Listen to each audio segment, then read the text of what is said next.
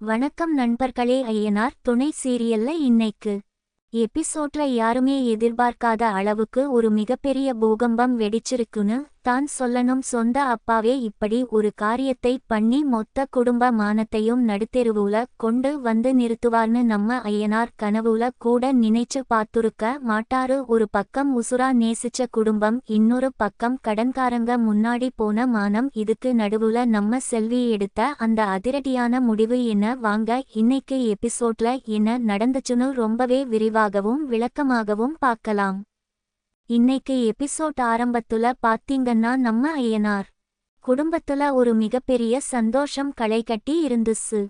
நம்ம ஐயனாரோட தம்பிகள் எல்லாரும் சேர்ந்து வீட்டுக்கு ஒரு புது டிவி வாங்கணும்னு ரொம்ப நாளா ஆசைப்பட்டுட்டு இருந்தாங்க. அதுக்காக எல்லாரும் ரொம்பவே ஆர்வமா பிளான் பண்ணிட்டு இருந்தாங்க. ஒரு தம்பி லேட்டா வந்ததுக்கு மத்தவங்க எல்லாம் செல்லமா கோபப்படுறாங்க. ஏன்னா அவங்களுக்கு அந்த புது டிவி வாங்க போறோம்ன்ற சந்தோஷம் தலைக்கணம் அளவுக்கு இருந்துச்சு. 35,000 ரூபாய் பட்ஜெட்ல ஒரு பெரிய 43 இன்ச் டிவி வாங்கணும்னு முடிவு பண்றாங்க. அதுவும் காச மிச்சம் பண்றதுக்காக புதுசா டிவி டேபிள் வாங்க வேணாம், வீட்ல இருக்கிற பழைய டேபிளையே பயன்படுத்திக்கலாம்னு ரொம்பவே பொறுப்பா பேசுறாங்க. இதெல்லாம் பார்த்துட்டு நம்ம செல்வி அன்னிக்கு அவ்வளோ ஒரு சந்தோஷம். தன் கொழுந்தன்கள் எல்லாரும் ஒற்றுமையா இப்படி ஒரு ஆசைப்படுறாங்களேன்னு அவங்க முகத்துல அப்படி ஒரு சிரிப்பு. நம்ம ஐயனார் எப்பவுமே தன் குடும்பத்துக்காக எதையும் செய்வார் இல்லையா? அதனால தம்பிகள் ஆசைப்பட்ட மாதிரி அந்த 35,000 ரூபாய் பணத்தை எடுத்து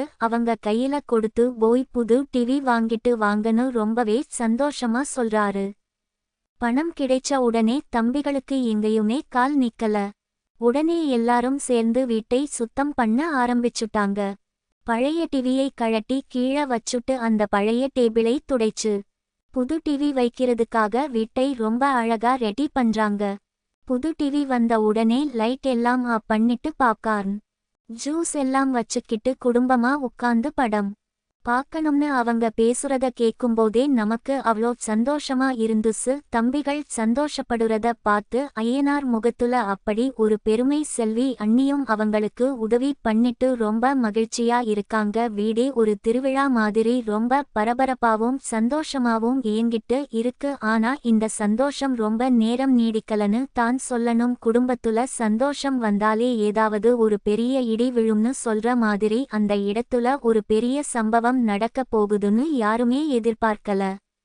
அந்த நேரத்துல சரியா நம்ம சண்முகம், அதாவது அவங்க அப்பா, ஒரு பழைய சைக்கிளை உருட்டிக்கிட்டு வீட்டுக்குள்ள வராரு.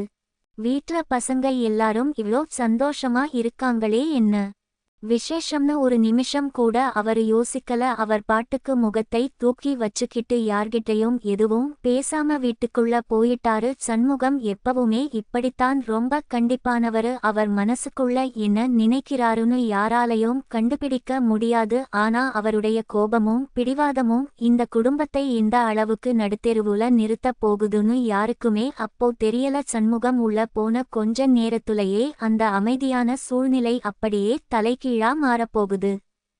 திடீர்னு வீட்டு வாசல்ல 4-5 பைக்குகள்ல சில ரவுடிகள் வந்து இறங்குனாங்க. அவங்க முகத்தை பார்க்கும்போதே ரொம்ப கொடூரமா இருந்துச்சு. நேரா வந்து சண்முகம் எங்கடா கூப்பிடுடா அவனைன்னு ரொம்ப மரியாதை குறைவா கத்த ஆரம்பிச்சாங்க. சத்தம் கேட்டு நம்ம ஐயனார், செல்வி, சித்ரா மற்றும் தம்பிகள் எல்லாரும் பதறிப்போய் வெளியே வராங்க. என்ன ஏதுன்னு விசாரிக்கும்போதுதான் அந்த ரவுடிகள் சொல்றாங்க, உங்க அப்பா இஎம்ஐல வண்டி வாங்குனாரு, ஆனா 2 மாசமா டியூ கட்டல. நேத்து வழில வச்சு பணத்தை கேட்டா என்னால தர முடியாதுன்னு ரொம்ப திமிரா பேசுறாரு. அதான் வண்டிய தூக்கலாம்னு வந்திருக்கோம்னு ரொம்ப சத்தமா சொல்றாங்க. இத கேட்ட உடனே மொத்த குடும்பத்துக்கும் என்ன பண்றதுன்னே புரியல. சித்ரா ரொம்ப எமோஷனல் ஆகி, எங்க அப்பாவையே மரியாதை இல்லாம பேசுறீங்களான்னு அந்த ரவுடிகள் கிட்ட கோபமா சண்டைக்கு போறாங்க. ஆனா ஐயனார் அவங்கள தடுத்து நிறுத்துறாரு. இத கேட்ட உடனே ஐயனார் நெஞ்சுல இடி விழுந்த மாதிரி ஆயிடுச்சு.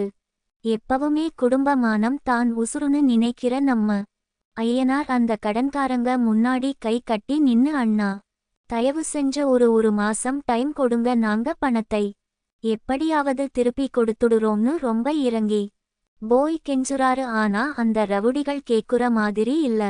நாங்க பல தடவை டைம் கொடுத்துட்டோம், இனிமே ஒரு நிமிஷம் கூட டைம் தர முடியாது, பணத்தை எடுத்தா வண்டிய தொடுவோம் இல்லனா வண்டிய எடுத்துட்டு போயிட்டே இருப்போம்னு ரொம்ப கேவலமா பேச ஆரம்பிச்சுட்டாங்க. இந்த நேரத்துல நம்ம சண்முகம் வெளிய வராரு. வந்தவரு அமைதியா பிரச்சனைய தீர்க்காம எவன்டா இங்க வந்து சத்தம் போடுறது, நான் பணம் தர முடியாதுடா, நீ என்ன பண்ணுவியோ பண்ணிக்கோன்னு ரொம்பவும் திமிரா எதிர்த்து பேசுறாரு சண்முகம். அப்படி பேசுனது அந்த எரியுற நெருப்புல எண்ணெய ஊத்துன மாதிரி ஆயிடுச்சு.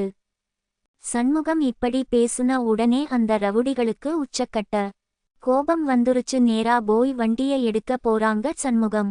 அவங்கள அடிக்க பாயுறாரு. உடனே நம்ம ஐயனார் மற்றும் அவரோட தம்பிகள் எல்லாரும் குறுக்க விழுந்து அந்த ரவுடிகளையும் அவங்க அப்பாவையும் தடுத்து நிறுத்துறாங்க. ஐயனார் மனசு துடிக்குது, நம்ம அப்பாவை யாராவது அடிச்சுருவாங்களோன்னு ஒரு பக்கம் பயம், இன்னொரு பக்கம் தெருவுல எல்லாரும் வேடிக்கை பாக்குறாங்களே, நம்ம குடும்ப மானம் காத்துல பறக்குதேன்னு அவமானத்துல கூனி குறுகி போறாரு ஐயனார். தன்னோட உசுர குடுத்தாவது அப்பாவ காப்பாத்தணும்னு அந்த ரவுடிகள் கால்ல விழாத குறையா கெஞ்சுறாரு. நம்ம செல்வி அன்னிக்கு என்ன பண்றதுன்னே தெரியல, ஐயோ பிரச்சனை பெருசா போகுதேன்னு கண்கலங்கி நிக்கிறாங்க. இந்த நேரத்துல முத்தரசி மட்டும் மனசுக்குள்ள ரொம்ப தந்திரமா சிரிச்சுக்கிட்டு, இந்த குடும்பம் எப்படி அசிங்கப்படுது பாருன்னு அமைதியா எல்லாத்தையும் வேடிக்கை பார்த்துட்டு இருக்காங்க. முத்தரசியோட இந்த குணம் எப்பவுமே குடும்பத்துக்கு ஒரு பெரிய ஆபத்து தான்.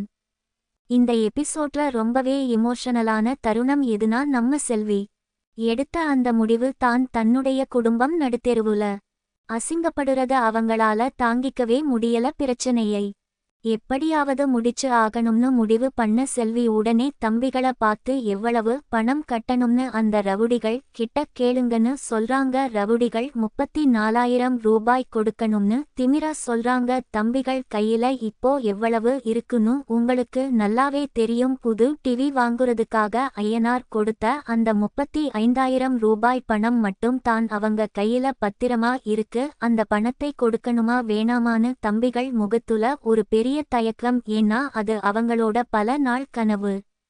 ஒரு பக்கம் பல வருஷமா ஆசைப்பட்டு சேர்த்து வச்ச டிவி வாங்குற பணம், இன்னொரு பக்கம் அப்பாவோட மானம், குடும்பத்தோட கௌரவம். நம்ம ஐயனார் ஒரு நிமிஷம் கண்ணீர் மல்க யோசிக்கிறாரு. ஆனா குடும்பம்னு வந்துட்டா ஐயனாருக்கு வேற எதுவும் பெருசு இல்ல. தன் தம்பிகள் கையில இருந்த அந்த 35,000 ரூபாயை வாங்கி கனத்த இதயத்தோட அந்த கடன்காரங்க மூஞ்சில விட்டெறிஞ்சு, என் அப்பாவ பத்தி இன்னொரு வார்த்தை தப்பா பேசுன நடக்குறதே வேற மரியாதையா, பணத்தை எண்ணி பார்த்துட்டு இங்க இருந்து கிளம்புங்கன்னு ரொம்ப ஆக்ரோஷமா கத்துறாரு. அந்த ரவுடிகளும் பணத்தை வாங்கிக்கிட்டு, உங்களை மாதிரி ஆளுங்களுக்கு எல்லாம் எதுக்குடா வண்டின்னு அசிங்கமா பேசிட்டு கிளம்பி போயிடுறாங்க. அவங்க போனதுக்கு அப்புறம் அந்த இடத்துல ஒரு பெரிய மயான அமைதி நிலவுது. எல்லார் முகத்துலையும் ஒரு பெரிய சோகம் அப்பிக்கிட்டு இருக்கு. இவ்வளவு பிரச்சனை நடந்தும், இவ்வளவு அவமானம் நடந்தும் தன் பசங்க தங்களோட ஆசையை தியாகம் பண்ணி பணத்தை கொடுத்து காப்பாத்தி இருக்காங்களேன்னு அந்த சண்முகத்துக்கு கொஞ்சமும் நன்றி உணர்வே இல்ல. நான் என்னடா உங்கள பணம் கொடுக்க சொன்னேன்? உங்களை யாருடா கொடுக்க சொன்னது? என் மானம் போனாலும் பரவாயில்ல, நான் பார்த்துப்பேன், நீங்க எதுக்குடா நடுவுல வந்தீங்கன்னு ரொம்பவும் அலட்சியமா பேசிட்டு கொஞ்சம் கூட இரக்கமே இல்லாம உள்ள போயிடுறாரு. இதை கேட்ட தம்பிகளுக்கு அப்படியே சுக்குநூறா உடைஞ்சு போயிடுறாங்க. எவ்வளவு ஆசையா டிவி வாங்கணும்னு நினைச்சாங்க, வீட்டை எல்லாம் சுத்தம் பண்ணி எவ்வளவு கனவு கண்டாங்க, ஆனா கடைசில இப்படி ஆகிடுச்சேன்னு அந்த உடைந்த பழைய டிவி டேபிள் முன்னாடி சோகமா உட்கார்ந்துருக்காங்க. செல்வி வந்து அவங்களுக்கு ஆறுதல் சொல்றாங்க. ஐயனாருக்கு தன் தம்பிகளோட ஏமாற்றத்தை பார்த்து உள்ளுக்குள்ள ரத்தம் கண்ணீர் வடிக்குது. தன்னால தம்பிகள் ஆசைய நிறைவேற்ற முடியலையேன்னு ஐயனார் ரொம்பவும் குற்ற உணர்ச்சியில தவிக்கிறாரு. அதோட இன்னைக்கு எபிசோட் ரொம்பவே சோகமா முடிஞ்சிருக்கு. நாளைக்கு எபிசோட்ல என்ன நடக்க போகுதுன்னு பாத்தீங்கன்னா, கண்டிப்பா ஒரு மிகப்பெரிய கலவரம் காத்துட்டு இருக்கு.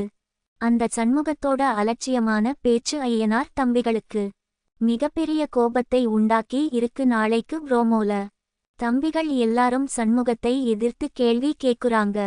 நாங்க எங்க ஆசைய எல்லாம் விட்டுட்டு உங்களுக்கு பணம் கொடுத்தா நீங்க எங்களையே அசிங்கப்படுத்துறீங்களான்னு ரொம்ப ஆக்ரோஷமா சத்தம் போடுறாங்க. ஆனா சண்முகம் தன் தப்பை உணராம அவங்கள அடிக்க கை ஓங்குறாரு. உடனே தம்பிகளும் திருப்பி தாக்க போக வீட்டுக்குள்ளேயே ஒரு பெரிய அடிதடி சண்டை நடக்க போகுது. செல்வி ஐயோ வத்தான் விடுங்கன்னு கதறி அழுகுறாங்க. ஐயனார் தன் அப்பாவையா இல்ல தம்பிகளையா யாரை காப்பாத்துறதுன்னு தெரியாம நடுவுல நின்னு போராடுறாரு. இந்த சண்டையில சண்முகம் வீட்டை விட்டு வெளிய போவாரா இல்ல தம்பிகள் கோபப்பட்டு வீட்டை விட்டு போவார்களா? முத்தரசி இந்த சண்டையை வச்சு என்ன மாதிரியான தந்திரம் பண்ணி குடும்பத்தை பிரிக்க போறாங்க? சித்ரா இந்த இடத்துல யாருக்கு சப்போர்ட் பண்ணுவாங்கன்னு பொறுத்திருந்து தான் பார்க்கணும். கதை இப்ப ரொம்ப விறுவிறுப்பான கட்டத்தை எட்டி இருக்கு. தொடர்ந்து நம்ம சேனலோட இணைந்திருங்க.